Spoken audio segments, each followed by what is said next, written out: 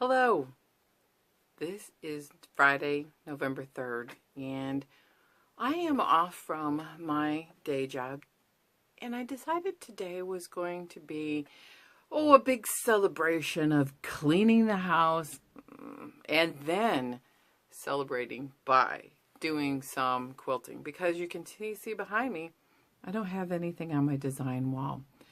So I have been making some buntings, and I thought they would be some great gifts for holidays. I need to weave a little bit of ends in, but I'm not decided. Should I put tiny little pom-poms there? Kind of like the hats or tams that Scottish people wear. These are pieces of kilts that have been repurposed, or scraps that were headed for the trash or sitting in a box somewhere languishing, waiting for a project. So I have a lot of different colors. So I thought this one looks kind of Christmassy. I think I'm going to get some green pom-poms. Well, that's all I've been doing, really. I've been thinking a lot, thinking about what do I want to do next. I am committed to making minis. So I've decided to do a surprise free pattern for my viewers of the vlog here, as well as for my website people. And it's going to be a 1 week as part of with a couple of my friends. I think we're going to see how the holidays pan out, but it'll be sometime between Christmas and Thanksgiving and Christmas. Of a free, fun, silly, maybe, mine are kind of funny and silly, patterns. And I got started on it today. So I feel like I got my designing mojo back, because I have made a commitment not to be just sewing aimlessly for the sake of doing it to use up fabric. I have a little bit of a stash, but not a huge amount. And I certainly don't have a lot of yardage pieces, because a couple of years ago I made a commitment. As I was saying, I made a commitment. Now let's get centered properly here. As I was saying, I made a commitment to using up my stash a couple of years ago and not just aimlessly buying fabric or aimlessly making projects. Everything I wanted to have intention, because, I just had this mishmash of scraps that did not go together. And then I couldn't figure out how to try to collaborate to make these collections collaborate to make a scrap quilt. And some of them just don't work together. So I decided that I was going to buy fabrics when I needed them for yardage or sashing, collections or filler pieces when I needed, but not just buy because it's on sale. I've done that, and I wasn't happy with that. And then, as most people, start feeling guilty about your collection. I don't want to have a collection of fabrics. I want to have a collection of quilts, things that people can use, love, and, it's really cold here. You can tell by the lighting that it's already in the very short daylight hours. We had on Halloween probably about 6 inches, maybe a little more, of snow. Yes, snow. And it was chilly and cold. And that's not unusual for here. We get an average of about 160 inches of snow a winter. And it comes and it melts, and then it'll come and go between now and Thanksgiving. And sometimes it'll come and go again until Christmas. But generally by December, we have, a couple feet of snow on the ground, and it becomes the long grind of winter. So it gets very cold. Cold means we keep our furnace, the thermostat, set for about 65, because we can't afford to run it at a higher temperature. Now in the summer, we keep the air conditioning between 70 and 72, because I can't stand it being hotter. And we live in a 100-year-old home, so the second story, when it gets hot and doesn't cool down. It wasn't designed for central air, but it does a pretty good job. But the converse is also true in the winter. It gets cold and it stays cold up there. And when the attic space gets cold or hot, so goes the second floor. So we have a couple of quilts on the bed, and it can get pretty bitter cold. So, you know, that's why I use them. I use quilts. We use them sitting in the evening. We wrap up in them all the time, and I rotate them around because I've made some for the seasons and things like that. So that's why I don't have a big stash. Ultimately, is because I don't want to be wasteful, and I want to make things with intention, with a plan or a project in mind. I like having designed a pattern and then add the fabrics to that design and not having to settle for something that's close enough. Sometimes you just have this idea in your head and how you want it to look, and so you have to have a specific color or a specific fabric. And I'm finding that the more I design, the more I like fabrics to read mostly solid or have a very not overwhelming print. And so that's what I'm working on, is this free pattern that's going to come out between Thanksgiving and Christmas.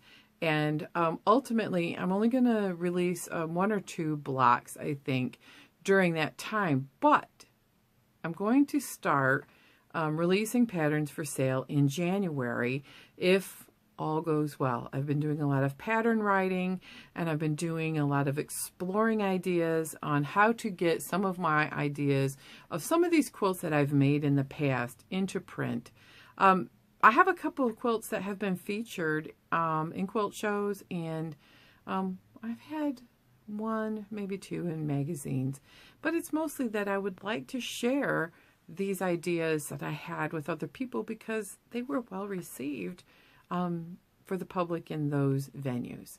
So pattern writing, that's something that I got to get better at because I don't do it a lot. I get rusty, but I've got, you know, a pretty good program in my computer, and off we go. It's not easy writing out stuff and then using a program you don't use often.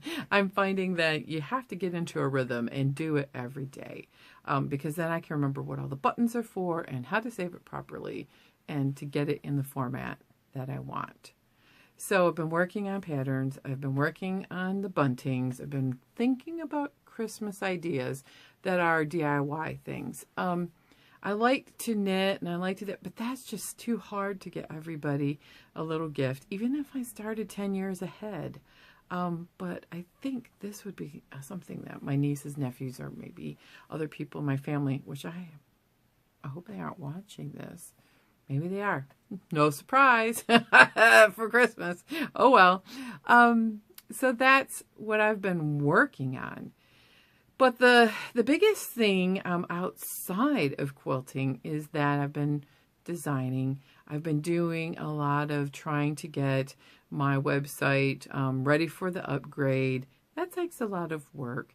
A lot of working on my social media accounts, trying to get them where I'd like them to be.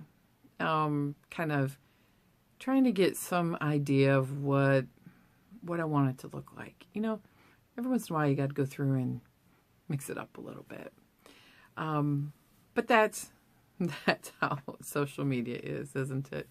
I can be found on all social media. I have Instagram and Facebook.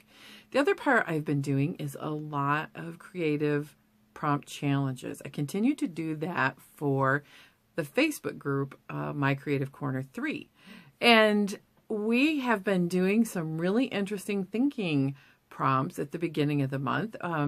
Thinking about things that make us happy, what colors we like to work with, what colors are hard to work with. Because when we start thinking about that, then we come to a doing project. Then it becomes a little more thought-provoking. So we did a, what does the craft room look like? Are you a messy or a tidy? And most people in the group are tidy. I am not. In fact, yeah, look at that. I am not tidy. I am not tidy in my creative. This is a little tiny bedroom that is off the dining room, and my sewing machine is at the dining room table. I shut the door on this. This is where I do all the cutting, my planning, my ironing, sorting my fabrics, and in the living room is where I do all of my computer work. Now, maybe someday if I need to upgrade, and I might actually use the corner desk for a desk again. But we'll see. I like being kind of in the middle of everything. So I am not a tidy. I'm a messy, creative person, and I like having all of my things scattered about so I can look and be inspired. But that also means sometimes I lose things, and yeah, I do. I lose things, or I forget I have things. And the more I put away, the more I forget that I have it. Do you do that too? How do you store your fabric? I have mine in stacks for projects that I'm going to do.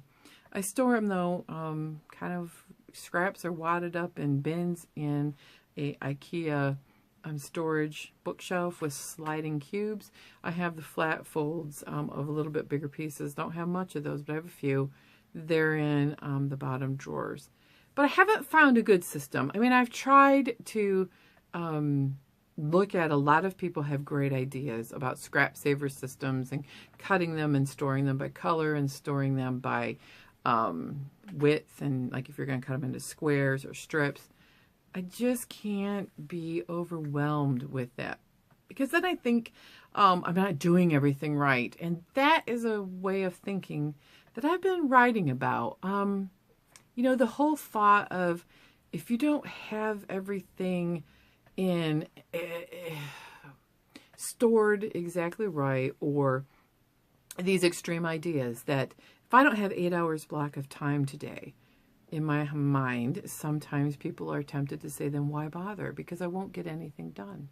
See, we challenged that on the Creative Prompt Challenge, because we did a week where we just worked on something 20 minutes a day and then showed our progress either on one project or several. That, if you're like me, I have several things going at once.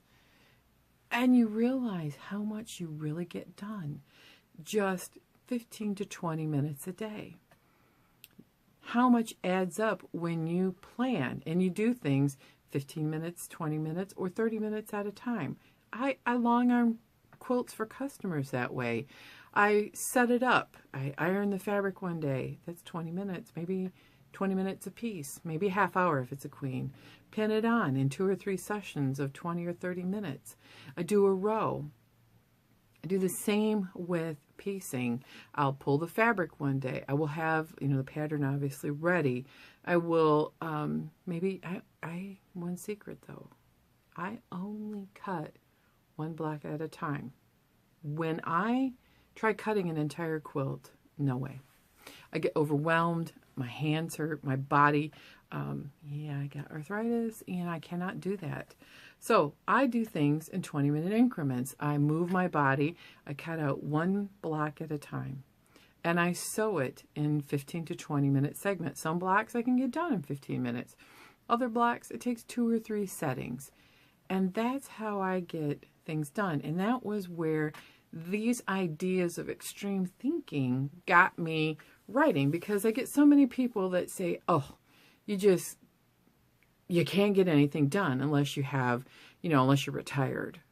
Well, that's ridiculous. In fact, I know more people, even people like my parents, when they retired, they're busier now than what they were ever. I have a structure to my day. I have a set time that I generally do my sewing in the morning before I go to work. I get more done in a couple of hours a day running my part-time business than some people get done maybe in 4 or 8 hours a day of working. So, it's just about leveraging your time. Don't have extreme thinking like, if I don't have a $10,000 sewing machine or a $50,000, maybe that's high, long arm setup. See, all of that is ridiculous, because if it's something you want to create, you'll find a way to do it. It doesn't have to be done on a fancy machine. You can hand stitch. In fact, I think that it might be more creative, might be more soothing to go back and do more handwork for me. I do not chain piece, and I don't want to feel like I'm in a sweatshop. It doesn't work for me. It makes me really anxious and get my brain all jumbled up. I'm all about what I call the Bob Ross Happy Little Trees moment, where it just flows out. You know, hey, you know, this is the colors I want. These are the blocks I want to make.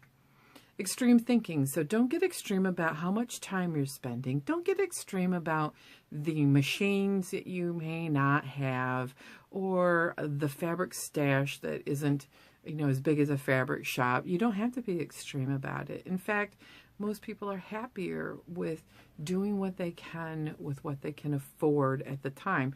I've been quilting for 20 years, and it's taken me this long to get, I bought my first machine new. I want to say 4 years ago. I use secondhand machines all the time, or I borrowed from my grandmother. The good news is I also restored, a friend of mine restored my great-grandma's treadle sewing machine, so I can sew whenever I want. And that's one of my goals on one of my minis, is to sew a mini quilt entirely on a treadle. And I was inspired to see a treadle sewing machine that the man, his name is Tim Latimer at AQS, quilted, fabulous quilting, fabulous, on a treadle. So that's where people think you got to have fancy, you got to have very expensive. No. Do you have your grandma's old treadle? Do you have two hands at work? Do you have a good idea and a couple dollars to maybe put together some fabric? Then do it. So the other part is sometimes you got to know when to say when. When to say, I need professional help. Maybe you need to hire a long armer to do some of your quilting. Maybe you need to talk to a friend and say, listen, I got this stash of browns I am never going to use. Do you like browns? Do you want to trade? Do a de-stash. You know, get rid of things you don't love. But at the same time, you know, professional help can be, maybe you want to be more organized. You can hire people to help you. They're organizing people out there. Maybe I'll do that someday when I achieve financial nirvana and be able to hire an organizer. But overall, sometimes you just need to hire someone to help you out to finish. Well, I just wanted to update you on what I've been doing. And I want to say, well, my phone ran out of memory and I had to delete about 1,000 pictures off of my phone. I take a lot of pictures. It's part of the daily creative prompt challenge. I like to do a photo ones on Instagram, and I also find that it helps me in my creativity and designing. So anyway, I just wanted to say as a wrap up, I am thoroughly enjoying the colder weather. Yeah, I do like it. I don't like the gray days. We might get a lot of them between now and March, but I like that. I like football season. One of our local high schools is in the playoffs. If it's not raining or snowing too much tomorrow, I'm going to go watch the playoff game. I've been to college football. I've been watching football on TV. Great time for handwork and knitting. But all that to say, I want to wish you a happy Friday and a wonderful weekend, and enjoy. I took an extra day to have a 3-day weekend to create, to clean up my act a little bit around here, both physically and as well as, you know, the house and things like that. Also take time to just create every day for 15 or 20 minutes if you can. It really is something I find really balances me out in not having all of the worries of the day. And you find your happy little trees moment, like Bob Ross said in the PBS painting shows, Joy of Painting. If you've never heard of Bob Ross, which I'm sure everybody has, look him up. He's got some great ideas. Have a great weekend, everyone.